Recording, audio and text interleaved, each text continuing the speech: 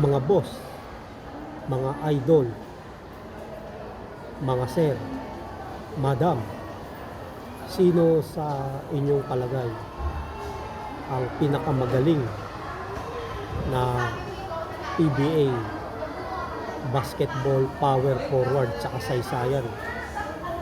Maraming magagaling na power forward na sumikat sa kasaysayan ng PBA. Okay? Marami dyan. Simula noong 1975, nung mag-umpisa ang PBA hanggang sa ngayon. Pero para sa akin, ang mga napapanood ko lang, simula nung 1988,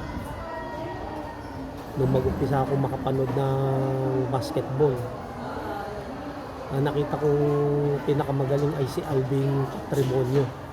Siya yung isa sa mga dahilan kung bakit gusto kong manood ng PBA. Maraming magagaling na power forward doon eh. Sila Ibes Dignadice, si Alvin Teng, sila Victor Pablo, Eric Reyes, Yoyoy Villamin, Ricky Rilosa, sila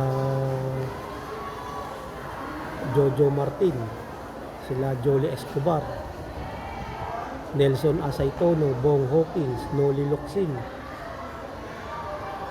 Ang dami pero lahat ng mga yan ay nahirapan sila kay Alvin Patrimonio. Kaya nga tinawag siyang The Captain Lionheart. So itong vlog na to, itong video na to, gusto ko lang batiin si Idol Alvin Patrimonio na belated happy birthday. Naalala ko lang yung mga time na napapanood ko siya na maglaro pa noon. Simula nung 1988 nung pumasok siya sa Pure Foods Hotdogs. Kahit na second conference na lang siya naglaro, all Filipino. Pero ang galing talaga niya. Ang daming nahirapan. Katulad ng mga inabot niya ng mga alamat ng PBA basketball. Katulad nila Philip Cesar. Inabot niya yan. Sila Joy Carpio, Manny Victorino, sila Don Polistico, sila Yoyoy Villamin, at marami pang iba. Sila Ricky Rilosa. Lalo na. Ang daming nahirapan sa kanya. Lalo na nung naglaban yung Anyeho tsaka Pure Foods. Si Dondon Ampalayo. Yun, yung kamats niya. Magaling din yun si Dondon Ampalayo. Sila Chito Loizaga. Yung kapatid niya pang si Joey Loizaga. Ang dami magagaling noon sa PBA. Kahit sila Mon Fernandez, sila Abet Gidaben, Tonichi Ituri, sila Jeffrey Graves. Ang daming nahirapan kay Alvin Patrimonio. 4-time MVP ng PBA. Tapos ang maganda doon, nakapaglaro siya sa Asian Games ng 4 na sunod. Dalawa sila ni Alan Kaydik. 1986, 1990, 1994, at saka 1998. Talagang magaling talaga si Idol Alvin Patrimonio. Yung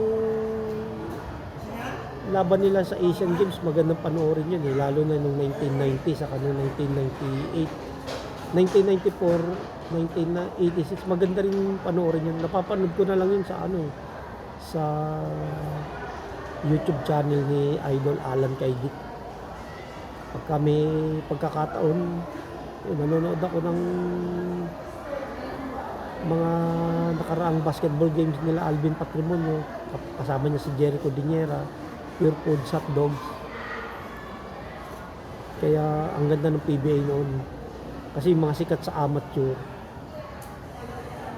na napunta sila sa PBA, dala-dala nila. Kaya ang PBA noon laging punuan yung mga laban noon, kasi nagpang-abot na yung mga sikat sa PBA noon, yung mga legends nga kung tawagin, no? Tapos dumating yung mga amateur na mga sikat na amateur players, nag-abot na sila sa PBA kaya ang dami magagaling yun. Tsaka noon sa RP team, karamihan dyan puro Pinoy lang. Bihira yung PhilAm, hindi katulad ngayon, hindi kagaya ngayon na karamihan PhilAm, may natural pa na player. Noon naman may mga natural players na rin. Pero mas marami ngayon, grabe ang dami ng PhilAm ngayon. Pero dahil nga sa dami ng PhilAm, nakita pa rin yung galing ni Alvin Patrimonio. Talagang magaling talaga siya. May tira sa loob, may tira sa labas. Double team, triple team siya. Talagang nahihirapan, lalo na nung madalas makalaban nila ang San Miguel Beer sa championship. Ang tagal nilang hindi nag-champion noon, 1988. 2 beses silang lumaban sa championship. Talo sila. 1989, talo pa rin sila. 1990, All Filipino, talo sila. Yung third conference nung 1990, yun, nag-champion na sila. Kalaban nila Alaska. Tapos 1991, All Filipino, doon pa rin sila nag-champion. 1992, kalaban ulit nila yung San Miguel. Talo pa rin sila doon sa All Filipino. Tapos 1993, nakalaban na naman nila yung San Miguel Beer. Yun, tinalo na nila yung San Miguel Beer. Kasi nandun si Abe King. Iba talaga yung may veterano ka sa team. Kagaya ni Abe King. Maganda yung naging presence ni Abe King sa mga kagaya ni Alvin Patrimonio at ni Jericho Diniera. Talagang nakapag-produce si Alvin Patrimonio at si Jericho Diniera na magaganda nun. Kasi may ano silang Abe King eh. Meron silang isang veterano. Tapos noong 1994, lumaban ulit sila sa championship noon kontra San Miguel. Talo pa rin sila sa All Filipino. Pero nung Commissioner's Cup, ayun, nag-champion sila noon. Tapos 1995, talo sila sa Alaska sa semifinals. 96, champion ulit. Sila noong 96, first runner-up pala sa All Filipino, kalaban nila Alaska. Tapos 97, yun yung nahuli ko na panood na nag-champion sila. 1997 All Filipino, kalaban nila yung Gordon's Gin. Ang galing nun kasi nakakuha na ng magaling na player yung Gordon's Gin nun, yung Hinebra ngayon. Sila Marlo Aquino, tsaka si Bal David. Andun na si Loli Locsin eh. Kaya malakas yung team na yun. Maganda. Pero talagang maraming nahirapan kay Alvin Patrimonio ng mga panahon na yun. Kahit na mga international game, ang daming nahirapan sa kanya. Iba yung galaw niya sa ilalim. Pagka nabigyan mo ng bola, talagang ang bilis niya mag-dribble, spin drive, tapos layup o tira sa labas. Tsaka ang lakas ng katawan niya. Ang ganda panoorin ng mga PBA noon kumpara ngayon. Sayang, at sabi ko nga, kung nag-MVP si Alvin Patrimonio ng 4, sana yung isa doon kay Jericho Diniera na lang. Kasi mas, sa tingin ko, mas deserve din ni Jericho Diniera manalo ng MVP noon eh. Lalo na nung 1993, talagang sa aking palagay, makakakuha rin ng MVP si Jericho Diniera noon. Alam niyo, nalungkot din ako noon eh, nung magkakakampi sila Dindo Pumarin, si Nelson Asaytono, umalis sila sa Pure Foods. Si Jojo Lastimosa umalis sa Pure Foods, na trade kay Boy Cabajo. Tapos nawala si Dindo Pumarin, lumipat sa Pepsi, sa kuya niya. Si Nelson Asaytono lumipat sa Swift. Ang lakas ng team na yun. Grabe yung mga amateur nun, ang gagaling. Ang pinaka hindi ko makalimutan dyan na team ng amateur yun, yan yung napapanood ko na Philippine team, kalaban yung mga PBA teams eh. Guest team sila. Sana ganun pa rin sana ngayon yung mga magagaling sa amateur, isali nila sa PBA para makatulong sa bansa, mag-improve yung homegrown talent. Katulad nung huling vlog ko, sinabi ko na sana yung PBA, bigyan ng pagkakataon yung mga PBA legends na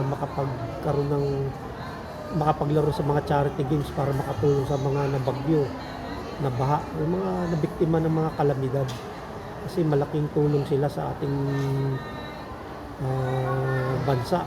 Patuloy silang sinusubaybayan at tinatangkilik ng mga tao. Isa na ako dun. Yung PBA Legends game, malaking bagay yun. Sana makatulong yung mga PBA Legends sa ating bansa. Mabigyan ng pansin ng ating gobyerno. Yun ang aking request, sana mapansin. Okay, sa ating idol na si Alvin Patrimonio, belated happy birthday. Tapos sana mapanood namin pa yung mga kahit yung mga lumang games mo. Sabi ko nga sa isang Facebook page niya, sana may YouTube channel siya para mula noong college siya hanggang ngayon napapanood yung mga games niya. Kasi ang sarap, ang saya panoorin. Hindi nakakasawa. Kahit napaulit-ulit. Basta yung mga games na yun, ang ganda nung mga laban ng PBA noon. Si The Captain Alvin Patrimonio, ang talagang pinakamagaling na power forward sa kasaysayan ng PBA. Kahit na sabihin si Junmar Fajardo ay 8-time PBA MVP, wala. Kung sa tingin ko, kung inabot ni Junmar Fajardo si Alvin Patrimonio, mahihirapan siya. Mahihirapan si Junmar Fajardo kay Patrimonio. Kasi nung panahon pa ni Patrimonio, nung mga huling taon niya na sa PBA, ang daming PhilAm na dumating nun, ang lalaki. Pero lahat yun nahirapan kay Alvin Patrimonio. Katulad ni Eric Meng, ni Ahi Taulaba, ni Sunny Alvarado, nung Andy Sigel, Danny Sigel, Danny Ildefonso, sila Chris Cantonos, Mark Telan, inabot lahat nila yan kay Patrimonio, pero lahat sila nahirapan kay The Captain Alvin Patrimonio idol. Talagang the best talagang power forward sa kasaysayan si Alvin Patrimonio. Siya yung pinakamahusay sa lahat. Okay. Belated happy birthday kay Idol Alvin Patrimonio. At sana ay maraming birthdays pa yung dumating sa iyo, in good health. Lagi kang malusog. At sana ay marami ka pa matulungan nating mga kababayan na gusto ka mapanood na naglalaro. Okay, good luck.